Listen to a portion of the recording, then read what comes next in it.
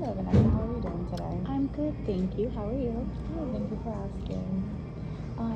I'm going to be talking to you today a little bit about informed consent. I'm going to just be going over a couple of things with you.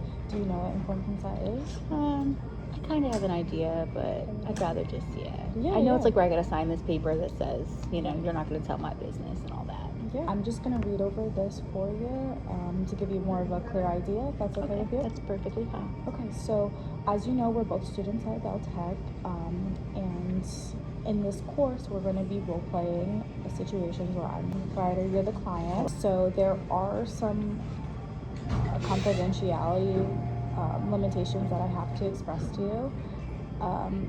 You can share whatever you like to me in this recording, but I have to let you know that I have to report these 3 things if you do choose to share them with me.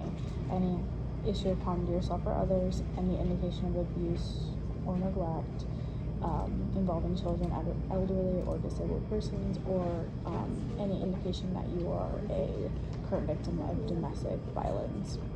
Does that make sense? Mm-hmm. Okay. So I'm also going to be gathering information for what's called a biopsychosocial. So I'm just going to be asking you some simple questions, again, a little bit about what's bringing you here after we go over this. Just want to let you know about that. What's the biopsychosocial use for? What do we do with that? So it's just to gauge a little bit about what's bringing you here, so that I can try to help you figure out some solutions and like where you can go next with it. Okay, so like a plan. Yeah, a little bit of a plan. Yeah, absolutely. So like I said, you can share whatever you like to me in the session with those exceptions, but you don't need to share anything that you're not comfortable with. I want you to understand that like your comfortability is very important to me. So at any time you can terminate the session, you can tell me to stop recording, you can cut it off. Okay. So this information will not be stored electronically or otherwise unless you tell me you're okay with that. But this information will be shared with the class, so anything that you tell me, make sure you're comfortable telling with the participating with the class. Okay. I wanted to also tell you that I'm not a professional in any way, so any advice or any information I'm giving you right now is coming strictly from a student standpoint, and do not take it for advice. Okay. Is everything making sense? Does that make sense? Okay. I completely understand. So then you'll just sign right here for me, and I'll sign. It's very sloppy.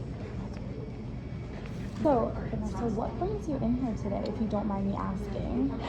So, my daughter, I have 2 kids. My son is 6, and he's on the autism spectrum, so he can be a handful in his own. But I think we pretty much, I've got a grasp on him. My daughter is 14, so teenagers are teenagers, and she is mature for her age for 14. She dealt with some rough stuff with me, and it's caused her mature a little sooner than she should. However, here lately, just in the last month or 2 months, including this morning, she does not want to get up and get on the school bus. So our living situation, it's myself and my mom, and then, my kids. And I have to leave for work by 4:30 in the morning. My mother leaves by 6:30 every morning. Her bus comes at 6:20. So she will be, woke up before her time comes to leave, and she's a girly girl. She needs an hour to get ready and do her lashes and her hair and the whole 9. But even like when she's allotted that time, it's just like she just does not want to get up, get on the bus. Like she just does not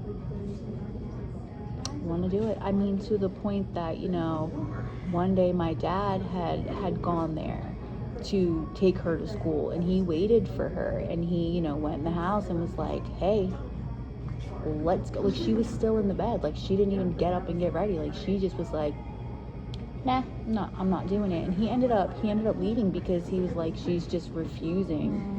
You know, and this isn't the day and age where you can, you know, yank that kid up out of bed and force her. And it's almost like she's learned that she has this free will and she's like exercising it, but she's not understanding the consequences. Or maybe she does understand them and she doesn't care. But I have tried, you know, bribing her. I have offered to buy her Shein cart, which is like the best thing in the world for her if she could do it for a week straight. Like, she's in karate and she loves karate. And, you know, I've even to the point where I've taken karate away until, you know, you can do X, Y, you know, keep her room clean up her stuff out of the bathroom, because she just, all her little girly makeup stuff is just, she has a vanity. I bought her a nice vanity. Yeah, she still leaves it in the bathroom. And get to the bus on time. And yeah, like, she just didn't, she actually finally went to karate for the first time last night and then missed the bus this morning. So it's like, yeah. So your daughter is struggling with getting onto the bus, and this is causing you to feel how? Inadequate. I feel like as a mom, like, I'm supposed to know the answers to these things and how to guide her in the right direction. But on that same note, like, I can't force her to do things. And I feel like I've tried every which way. You know, like, she's even walked to school. It's about 1.5 miles. This morning she walked to school, and it's cold. And, you know, I'm thinking, you know, natural consequence. You gotta get there. But then again, she's still an hour late, because what does she do? She stays home for an hour before she even leaves to go. And it's like frustrating. It's very frustrating. Especially, you know, I'm dealing with her brother too, who, you know, he has his issues too, and I can't discount that, you know, she needs just as much attention as he does. But it's so different that sometimes it's even hard to switch gears. And, you know, like, what works for him does not work for her. Like, for him, I just have to be like, hey, we're gonna stop and get a donut, or, you know, tonight we're having this for dinner, your favorite. And he's like, he's motivated, like, he's ready to go.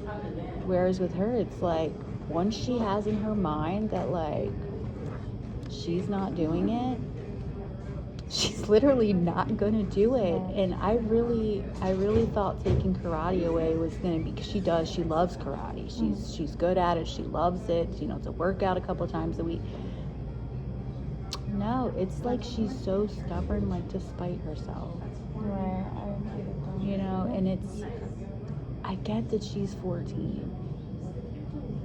But on that same note, it's like, there are like a bajillion other 14-year-olds in the world that are getting up and going to school. Yeah. So you tried these things that have not been working. Correct. And it's causing you to feel frustrated. Have you thought about trying any different approaches that haven't been, like, maybe towards rewarding, but rather to motivate her? So I have not considered motivation. I think, kind of like you said, I was either doing like a reward or a discipline. Like, you know, I've sat down and asked her, like, are you okay? And we do have a type of relationship where I joke a lot. I think everything's funny. So the first time I asked her, like, are you okay? It was kind of like she thought I was messing with her, but finally I was like, no, like, I'm serious. Like, are you okay? Right. What's going on? And I never really thought about, like, how I could motivate her outside of just the temporary, I'll buy you this. You know, I grew up that if there was a problem, you could throw money at it, and that is pretty successful, actually. Most of the time, you can throw money at some problems, especially with your kids. Like, hey, I got $50. You stop doing that right now. I mean, it does work. It costs you some money though. Yeah. But yeah, I didn't consider how I could motivate her. I did ask, like, you know, is it something going on in school? You know, is there a reason you don't want to? And that's not it. Like, once she gets there, she's fine. Like, her day is fine. She doesn't try to come home or anything. And when she comes home, like, how was your day? Yeah. She had a good day. It's literally just like that portion of, and so recently she asked me about homeschooling, if she could do homeschooling, and I've entertained that thought too, and I'm not against it. I'm not against it because maybe she's just not a morning person. Maybe, yeah. I've tried to, I could be wrong, but I just feel like at 14, you can be molded. Maybe not. Maybe that's the wrong way to put that. I don't always want to get up and go to work. Right. You know what I mean? But I guess I'm motivated by a paycheck. Yeah. A feeling of accomplishment. I just can't quite figure out what it is I could do. Appreciate you sharing that with me. We can definitely explore more about this, about your frustration towards this, and maybe some possible, solutions to this problem. So yeah, we can. I really like that you brought up her motivation, because that's not something that I had considered prior to you saying that. So yeah, I think we can. Yeah.